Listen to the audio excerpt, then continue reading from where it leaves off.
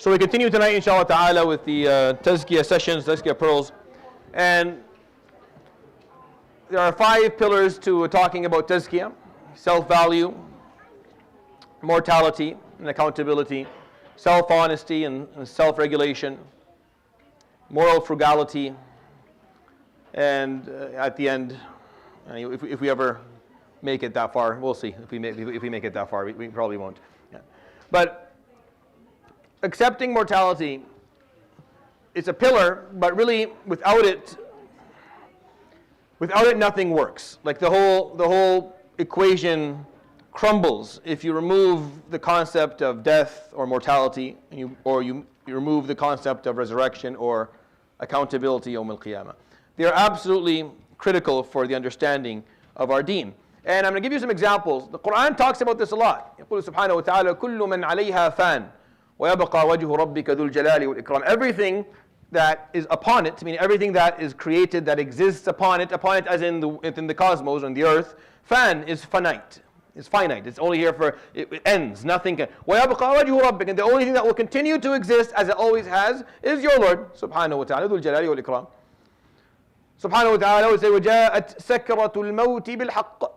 And what will come to you at some point is the intoxicating presence of death. And that's how the Quran describes it. Describes death, presence, as intoxicating. You don't go to it. It comes to you. Death is not something that you go and pursue in life. It finds you. Whether you want it or you don't, it's going to come your way. And when it comes to you, truthfully as you were told, ذَلِكَ مَا كُنْتَ مِنْهُ تَحِيدٌ. The verse in the Quran actually points out the main problem that we've always had with it, is that is what you have always been trying to avoid. This is what you tried to avoid for all these years. Tahid, you're trying to avoid it. ذَلِكَ مَا كُنْتَ مِنْهُ تَحِيدٌ وَنُفِخَ فِي الصُّورِ ذَلِكَ يَوْمُ الْوَعِيدِ. When Allah subhanahu wa ta'ala talks about it, كُلُّ نَفْسٍ ذَائِقَةُ الْمَوْتِ وَإِنَّمَا تُوَفَّوْنَ أُجُورَكُمْ يَوْمَ الْقِيَامَةِ. Every nafs, every soul, every living thing is destined to take a sip, a taste from death. It's going to taste death at some point. It's a reality of its existence that it's going to taste death. It's 3 times in the Quran. He says, subhanahu wa ta'ala, talking to the Prophet alayhi salatu wasalam, إِنَّكَ مَيِّتٌ وَإِنَّهُمْ مَيِّتُونَ. Indeed, you are going to die. وَإِنَّهُمْ مَيِّتُونَ. And they're going to die too. وَمَا جَعَلْنَا لِبَشَرٍ مِّن قَبْلِكَ الْخُلْدَ أَفَإِن مِتَّ فَهُمُ الْخَالِدُونَ. We never gave any human being prior to you immortality. What if you're going to die, O Muhammad sallallahu alaihi wasallam, they think they're going to live forever. No one lives there. From the day you're born, every organ inside of you has a expiry date stamped on it. Nothing works forever. Even if you take really good care of it. There are people who've tried and they're still trying, believe me. And even if you take care of all of the vital organs, your brain doesn't. Your brain just gives up at some point. It stops being able to perform the basic executive functions that you require it to do. And because from the day you leave your mother's womb, there is a specific amount of time that you're going to be granted. Whatever that may be. It may be a long time, maybe a short period of time. But it's something that's specific. The Prophet ﷺ, as narrated by Ibn Majah, Ibn Azib tells us, that خرجنا مع رسول الله صلى الله عليه وسلم في جنازة فجلس على شفير القبر. He went with us to the janazah and he sat on the edge of a grave عليه الصلاة والسلام.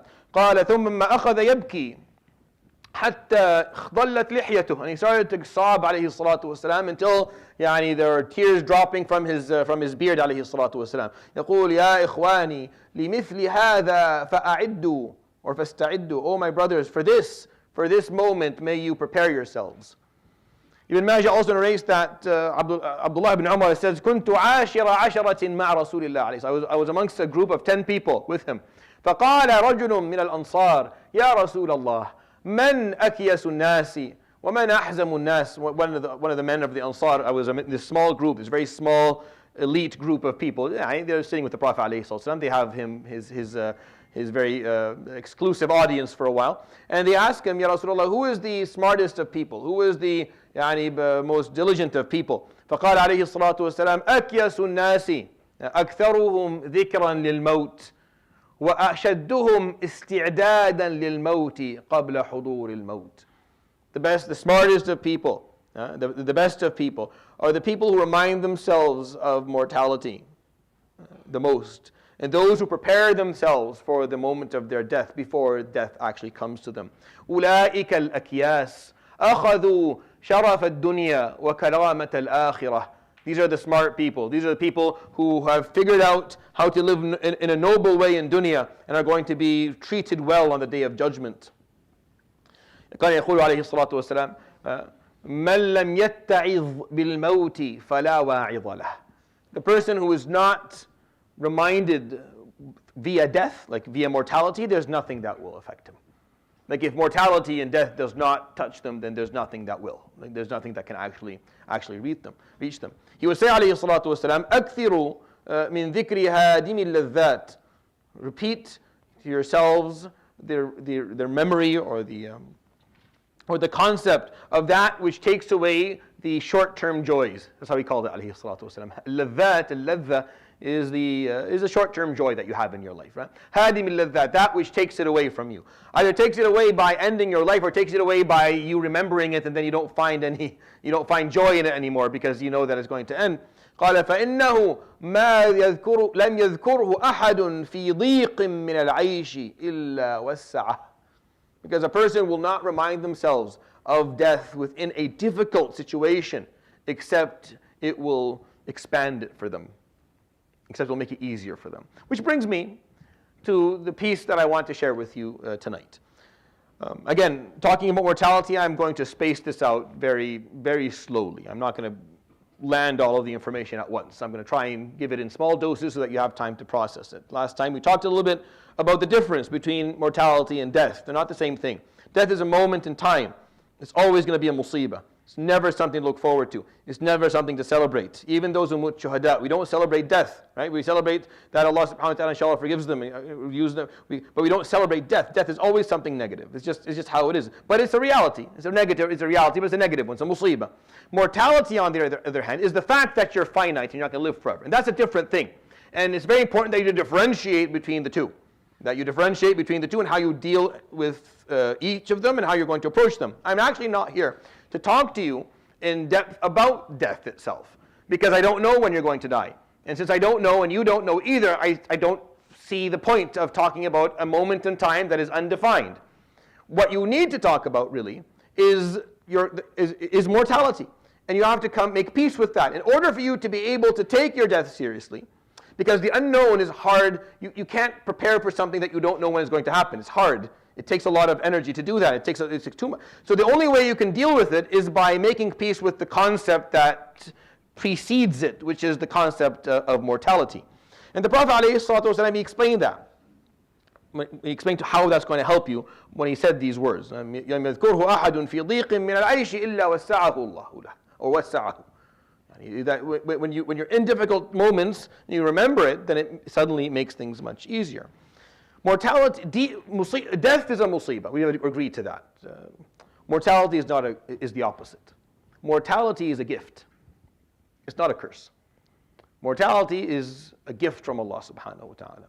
Death itself, the moment of it, which is specific for you, that's a musibah for you. Why? Because the moment you die, you have no more chances. Like you've run out of chances. You can't repent. You can't become better. You can't improve the quality of your work. You cannot improve the quantity of your work. You can't draw yourself closer to Allah. Even if you're close to Allah subhanahu wa ta'ala when you die, you could always be closer. Right? You can always be closer. Even if you've done 1,000,000 good deeds in your life, you can always do another 1,000,000.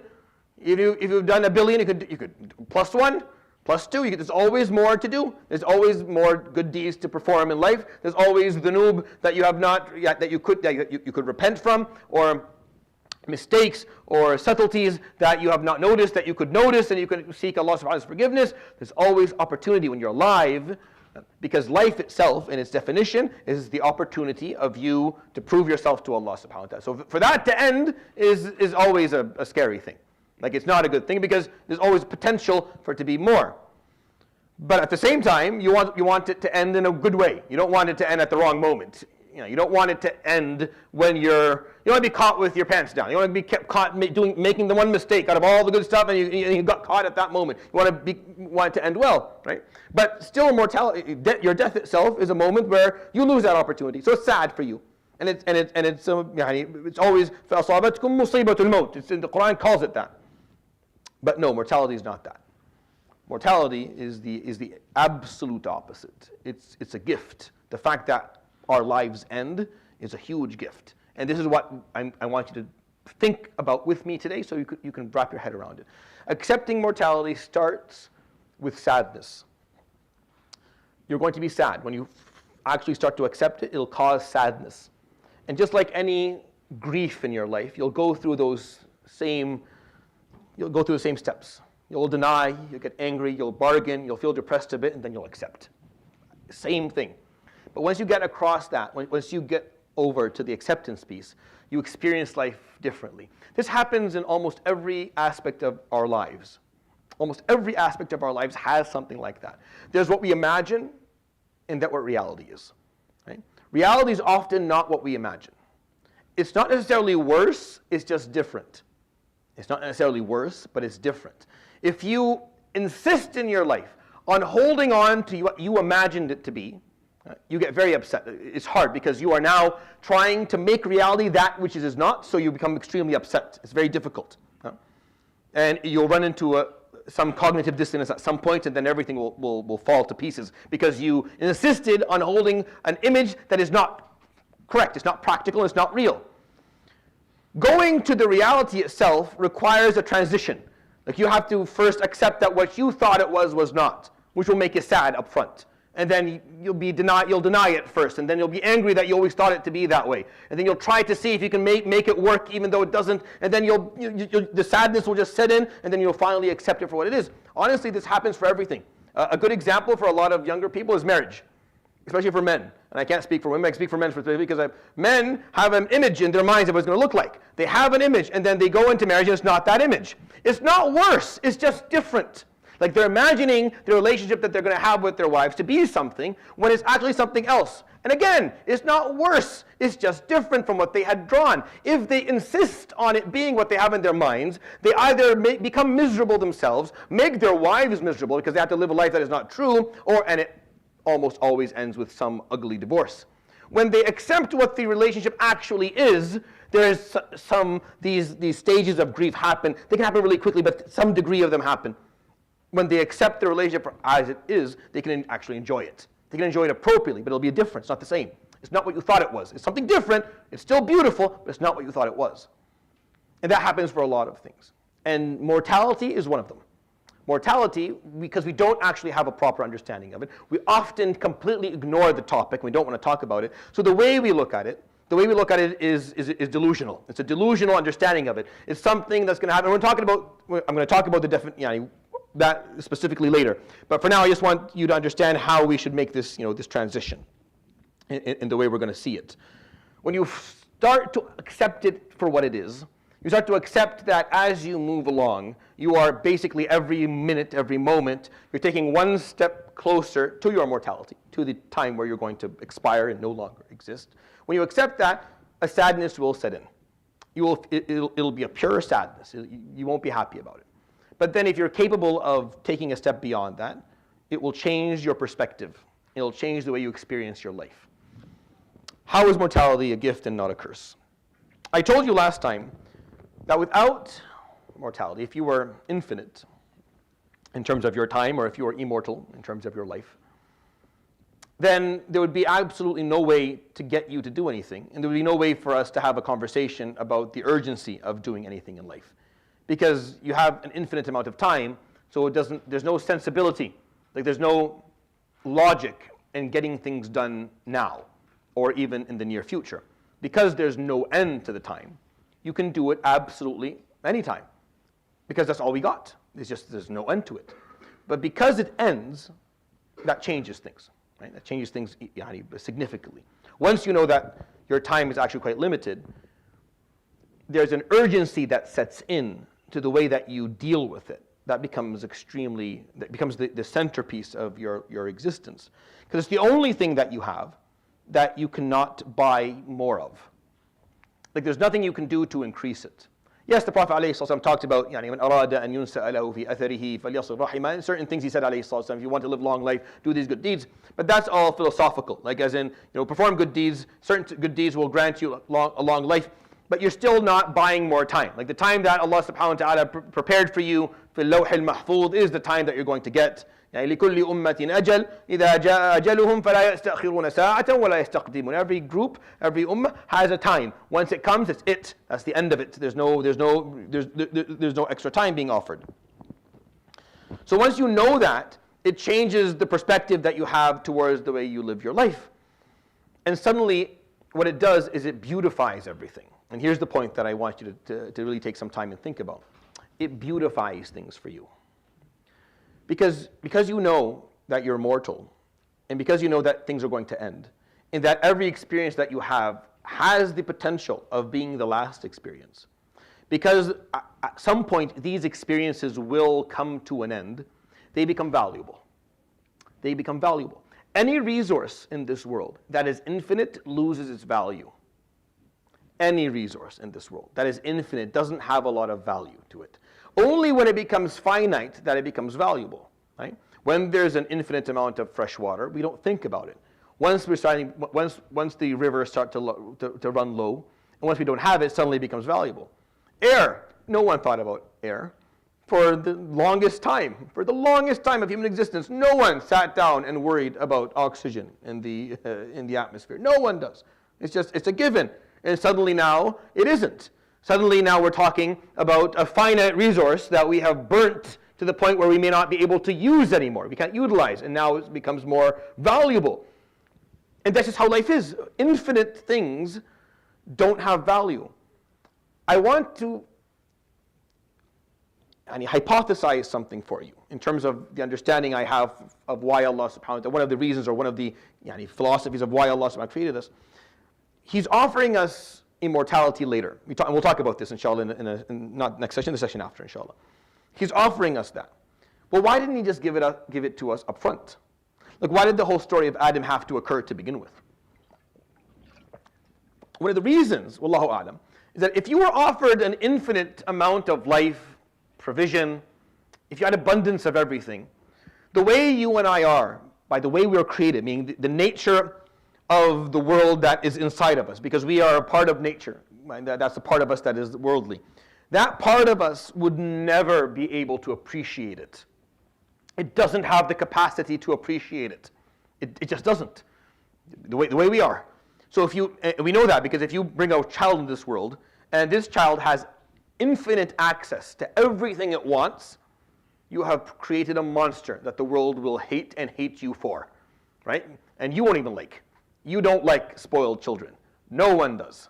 No one likes spoiled children, not even their parents like spoiled children. They are the miskeen group of people walking on earth with no one loving them anymore. Why? Because we have a problem with lack of appreciation of finite resources. This is something that bothers us as human beings. We think about this. So if someone in front of us shows no concern, no respect to a finite resource, then we have a problem with that. So a child, for example, who does not respect wealth and money, or doesn't respect the presence of the people that they love around them, you start to feel upset with that because that's a finite resource. Very finite, by the way. I could quit my job today and you wouldn't find anything to eat anymore. So it's more finite than you even imagine. But they don't know, so they don't know how to deal with it. So it's your fault, really, for not. It's never a kid's fault. It's the parents' fault for not doing that. But I'm just giving you an example. When they don't know that something is, they don't know how to deal with it, and you can't take it. The same thing goes for, same thing for your time. It's a finite resource. The time that you have here is not infinite. It's going to end. It's an extremely valuable resource because everything else you can buy. If you run out of gold, you can buy that. If you run out of clothing, you can buy that. If you run out of a house, you can buy that. Whatever it is that you lose, you can go and buy it. You cannot buy time. You cannot say, I want an extra year. Who's miserable and doesn't want more years? I'll buy your year. It's an idea that, by the way, novelists have talked about for centuries. Great, bestseller books have been written on this idea of the ability to buy time, right? No. This is where we all are equal. This is where we all are the same. Rich and poor, young and old. You can't buy time, and you don't know how much of it you have. And actually, it's extremely important. But the philosophy, I think, is that Allah subhanahu wa ta'ala, when He knew that we don't have the ability to appreciate infinite resources, we had to be put in dunya first, to experience the finite nature of everything, so that when you go back to Him subhanahu wa ta'ala yawm al-qiyamah, you're able to appreciate what He offered you. When He says, if He says khuld to a, which is infinite, immortality, to someone who has not experienced mortality, they will not appreciate it, and that blessing will go unthanked, unpraised for, unappreciated, unacknowledged, and you cannot, it is not affordable for this blessing that is beyond your ability to imagine, to go unappreciated. So you had to live a finite life first, a life where you would feel the value of what you're offered, so that you can appreciate what He's going to give you later, subhanahu wa ta'ala. That's one of my hypotheses of why death exists to begin with, because you have to be able to, you and I have to value this. We have to value the fact. So what do we do? So instead of doing that, we figured out a way to put it in our blind spot. Take it, put it over there, cover it with a few things so I don't have to think about it. Even though I'm seeing people fall off the cliff every day, someone gone, can't say hi anymore, can't speak to anymore. Next day, someone else falls off the cliff. We're seeing them. We're just going to act like that's not happening. We attend the azah, we go for the janazah. Just do that because we have to, and then we go back and just not to think about this one thing. Why? Because it's going to make us sad. It's going to make us sad, true. But if you can just get over that hill of sadness, you come to a reality that is much better than the one that you're in. It's different. It's different. It's definitely different because now you accepted a sad reality, so it's different. But that sad reality has benefit for you. So you have to choose, when we talk about accepting mortality, between two things. Between continuously lying to yourself and living an illusion that you've created for yourself, and enjoying life through the lens of that illusion, this corrupt lens that you put on, versus seeing things for what they are, absorbing this, let's say, cultural shock, if I may, or absorbing this personal sadness that is going to come with it. But then once you accept it, you live life truthfully. Like you live life appropriately the way it should be lived. And I'm telling you, on the other side of this is something much better than what you're experiencing right now. Way better. How I know that? Because you look at the Prophet ﷺ, how he lived life. How he valued every moment he had. How he valued it. He enjoyed life ﷺ more than you and I will ever enjoy life. He enjoyed it deeply, profoundly in his heart. He enjoyed every moment he spent with the people that he loved. He was in the moment. He was never sitting there, ﷺ, thinking, if he was thinking of the future, he was thinking about the ummah and the problems of the ummah and you coming later on, making sure that he left enough behind for you to be able to figure your way out of whatever mess you're in or stay on the path. If he was ever thinking, aside from that, ﷺ, in terms of his own life, I can barely find in the seerah examples or in the sunnah of him ﷺ worrying about himself. Or if anything, he said the opposite all the time. He said, do you have enough food for tonight? Yeah. Do you have a place to sleep? Then you're good. You're fine.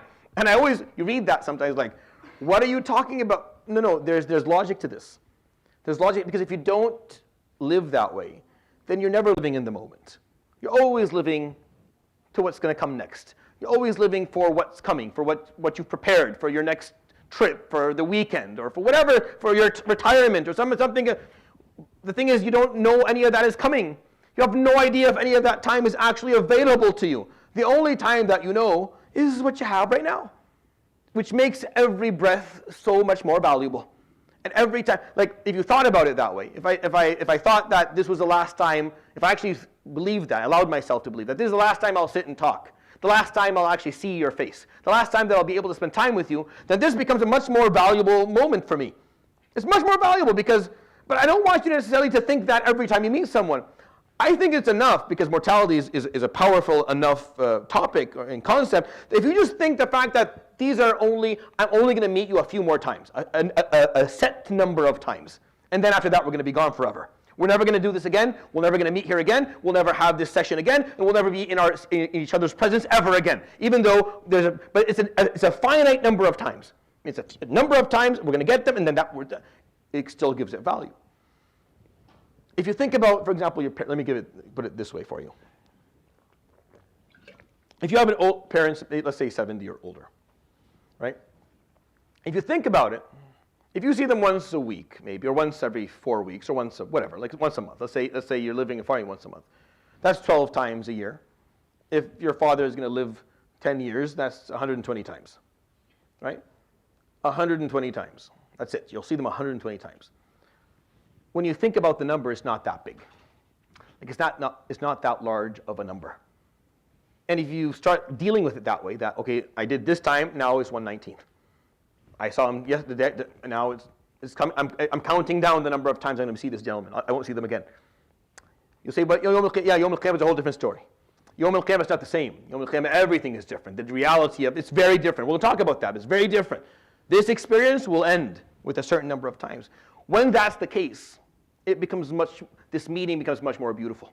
It's much more valuable. It's much more worth enjoying because I don't know if this is going to happen again. I don't know how many more times I have of it. I don't know how many more times I'm going to sit down and be able to talk to this person and enjoy their presence, and enjoy their company. It beautifies the actual meeting. It gives it value. If I told you that you're going to keep on meeting this person until the end of time, forever and ever, then whatever, khalas. It doesn't make a difference. You just sit there, well, I'm going to see you next time anyway, so what's the big deal? But because you don't know that, this becomes valuable. This is how our brains work. This is how Allah subhanahu wa ta'ala created us. You have to have mortality. In order for this experience to work, for us as human beings to actually learn and grow and become, we had to have mortality. Like we wouldn't be able to survive without it. Removing it would have been a musibah. Every single novelist that wrote down the lines of human beings figuring out a way of becoming immortal. I took interest in this back in my early 20s. Maybe 5 or 6 of them. And they would write books and they would hypothesize that the human being race figured out a way for people to live forever. Not going into the details of the science because there is none, but they would just talk about we figured out a way to regenerate ourselves, like a plug you have somewhere. I mean, you just put it in, regenerates you. You live forever. As long as you don't get hit by a truck or disseminated by a bomb or destroyed by, you're fine. So you just have to stay away from horrible accidents. Aside from that, mortality. Every single novel series that did this. If the guy who wrote it was smart enough, he stopped with the first one. Right? If he wasn't, he kept on going. Each and every one of them, at the end of their series, had the human race reintroduce mortality to themselves again. Each and every one of them. You can go, if this is something interesting, you can go look at it. You can't do it. Philosophically, hypothetically, you can't even imagine existence forever. It just doesn't work. Like for us, it doesn't fit. There has to be. There's no meaning to it if there's no end. Like there's no meaning to it if it doesn't actually come to a moment when it's over. So even those who are scared, so scared of death that they want to hypothesize an existence that doesn't end, they go through a full 360, they come back to the point and they have to end it again. In order for it to make any sense, in order for it to be enjoyable, it has to come to an end. So when you think about mortality, brothers and sisters, it's not a curse that we are stuck with. No, it is the only gift that is worth contemplating within your time that you have here. The best gift you were given about your time is that it ends. So that it beautifies every moment. So every breath of fresh air you take out there is more beautiful, knowing that you may not be able to take it again. And you don't know if you will take it again. And at one point, you will not be able to take it again, and you won't, it'll be over. Every meeting that you have with a loved one, knowing that this may be the last meeting, and this meeting will not necessarily happen forever and ever. Every encounter, every experience of creation, of beauty that Allah subhanahu wa ta'ala has put, every salah that you pray, and every time that you spend with it becomes much more valuable. Because a finite resource, and because when it's over, you can never go back to it again.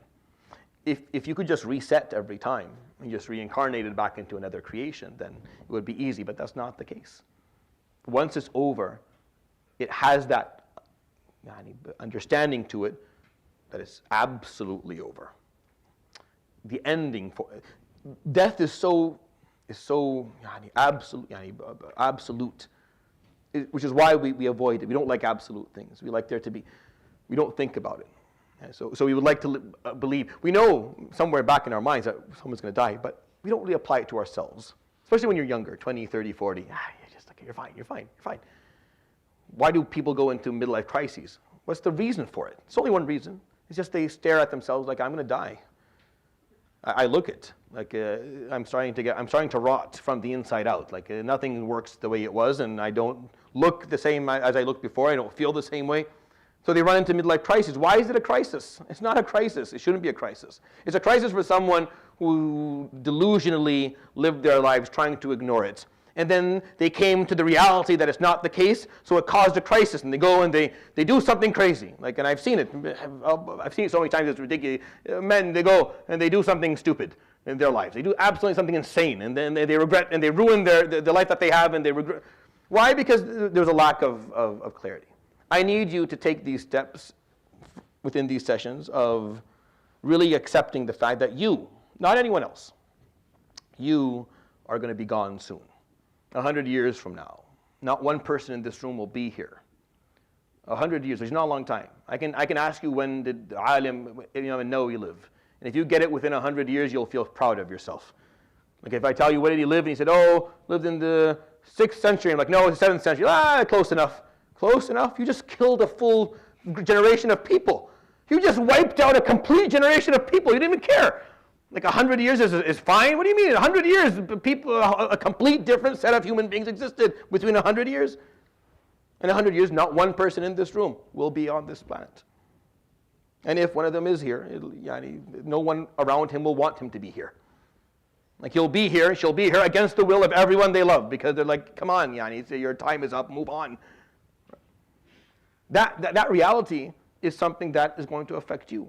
And yes, when you first fight with it, or you first accept it, it will bring a certain degree of profound sadness. And you will feel that sadness seep into your heart, that this is going to end. It is sad. But once you're done with it, once you accept that, and that sadness sinks in, what it brings with it is a beautification of every moment that you have. And a peace that you have with the fact that you just exist, that you may have not had before. Where you're capable of just sitting and appreciating the fact that you're alive, that you're here, that you have not died yet. That's why the Prophet ﷺ said, whenever you remember it in a difficult situation, wasa, it makes it open. Because, well, I could have been dead. I could have been gone with no hope and no opportunity and no ability and nothing.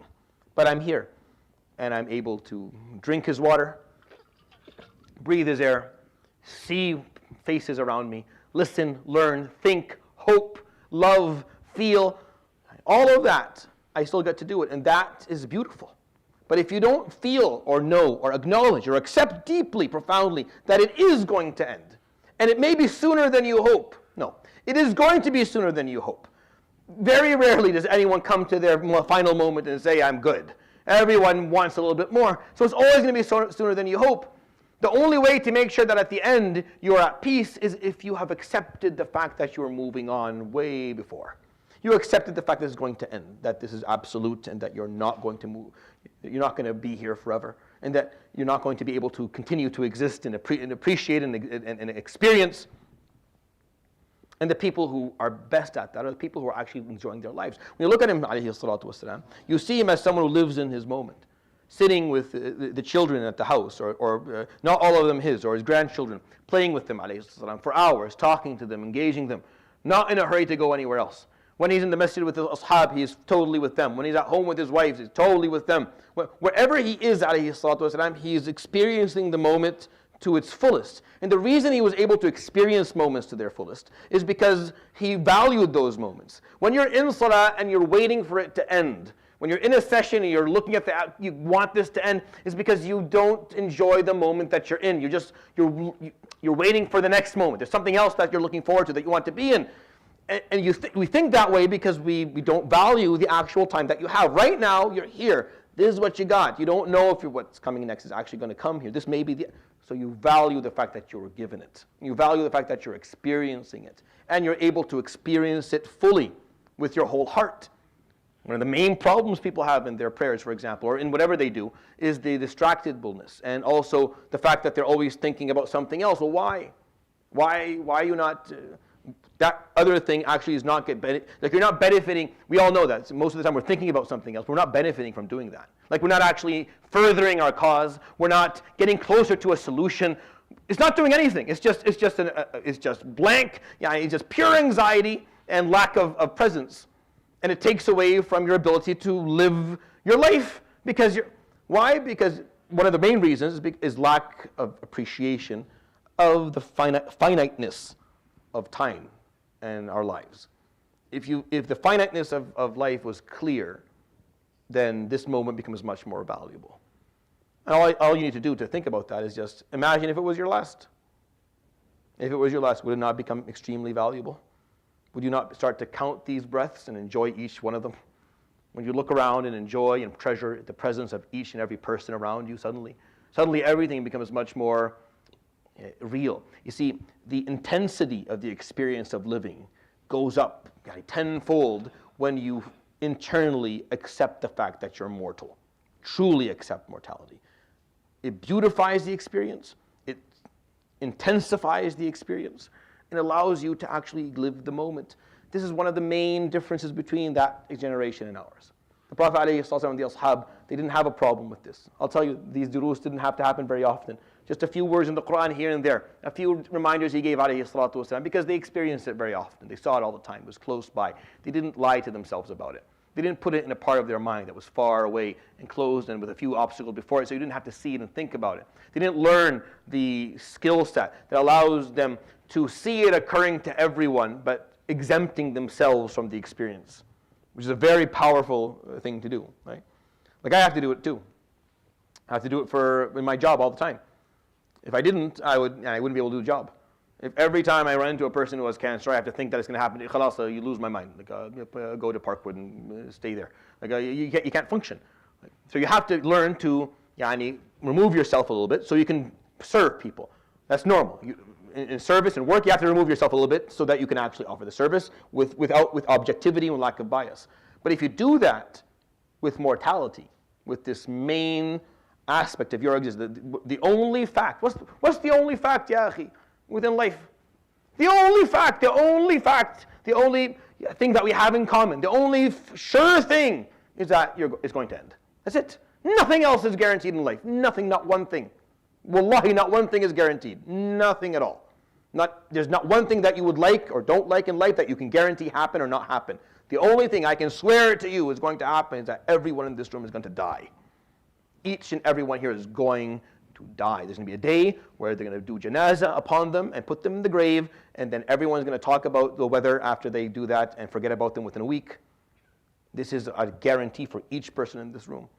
The fact that you just can't apply that to yourself yet is what I'm here to challenge with you. Like I'm trying to challenge for you the fact, can you apply this to yourself? Can you apply the fact that mortality is actually not as far away as you think it is? It's not as distant from you as you think it is. Like I said, you'll do it and it'll make you sad. I'm telling you from the beginning, I'm a disclaimer right off the bat. It's going to make you sad. You will deny it up front, and you may get angry even, and you may go through all these steps of processing grief.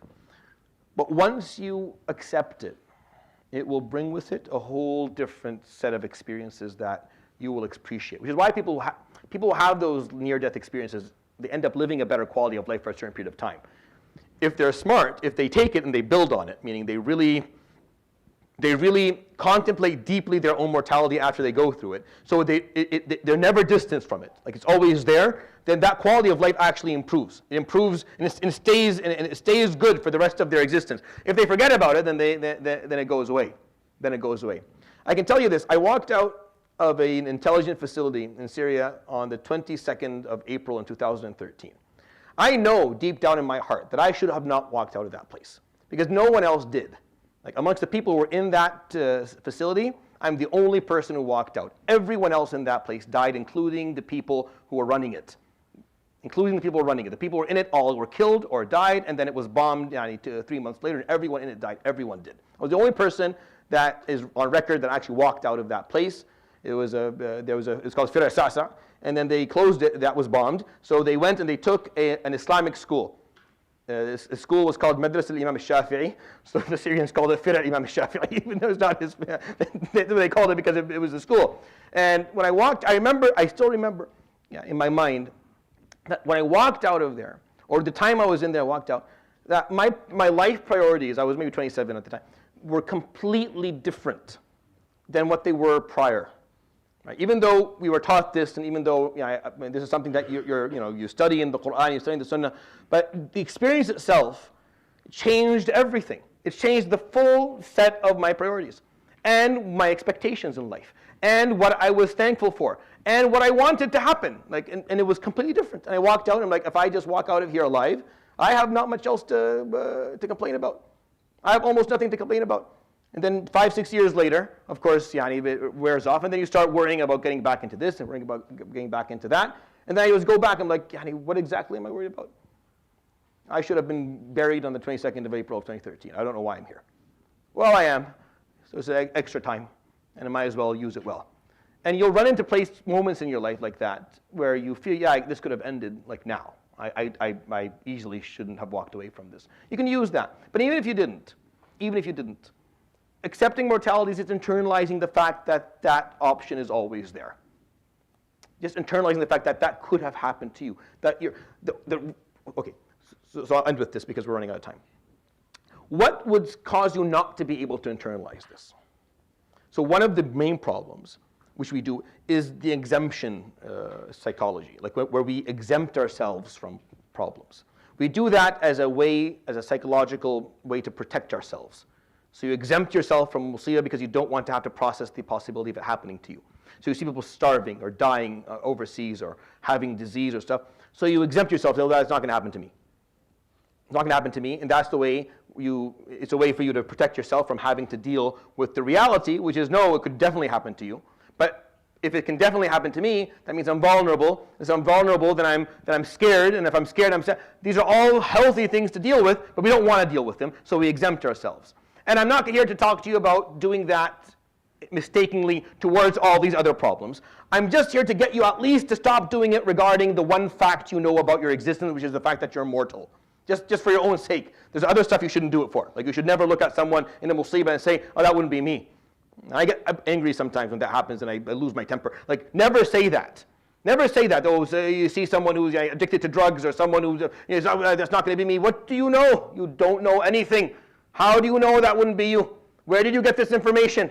What arrogance must exist for you to say that that wouldn't be me, acting like you control all of the variables in your life, and you know that if all the variables changed, you would continue to be the person you are today. You know nothing, and you don't have any ability to say that. So hold your tongue, and if that makes you scared and sad, good, that's okay. Again, it's just the beginning of you realizing a basic reality, that you don't control these things. So where you are right now, alhamdulillahi wahdah.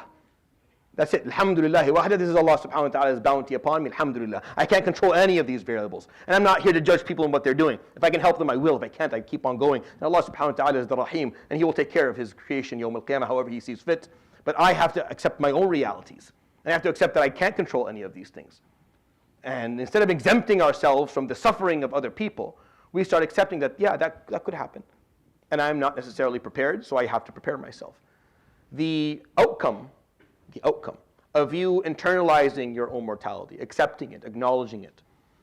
In addition, for you going down a little bit of an emotional path of sadness and struggle, coming to acceptance, which brings that beautification of every moment and the enjoyment of life, the joy that life carries and the beauty that life carries, it also has another effect on you. It can also do a little bit more for you. It can bring you a certain degree of humility and humbleness and pragmatism that you require in your everyday life, which is why I think this is very important. If you're able to internalize it and accept it and see it for what it is, it motivates you. It motivates you because you do have time. We're not saying you have no time. We're just saying you don't know how much of it, but it's there. So it motivates you to use what you have to the best of your ability. And you feel the urgency. So instead of procrastinating all the time and saying, I'll do it later, I'll improve my relationship with Allah subhanahu wa ta'ala later, I'll improve my deen later, I'll do good deeds later, I'll build strong relationships with my loved ones later. There's no later. If you understand mortality, the word later wouldn't roll off your tongue. Because accepting mortality is saying, I don't know when. And it's coming, I don't know when. So I can't really keep on banking on this later thing. Saying later is basically banking on some degree of certainty that you don't have, which I'll talk about inshallah next week, and I'll explain what I mean by that. But that is what accepting mortality will do for you. It will beautify life. It will bring you it will intensify the actual experiences you have, so you enjoy them. You're in the moment. It will grant you that peace within life that a lot of us don't have. It'll take away some of that ongoing worry about things we can't control. It'll motivate you to use the time that you have better because of this finite resource that you can never ever replace. The moment we were born, the hourglass was turned, and is falling as we speak right now. This hour that we spent here together, you can never get back. So sorry, it didn't work out for you. You'll never be able to get this hour back. It's gone because I stole it from you. I took this hour from you. For better or for worse, it is. But you'll never get it back. You never say, you know what, I didn't like this. Can you give me back the hour? It was a waste of my time. Yeah.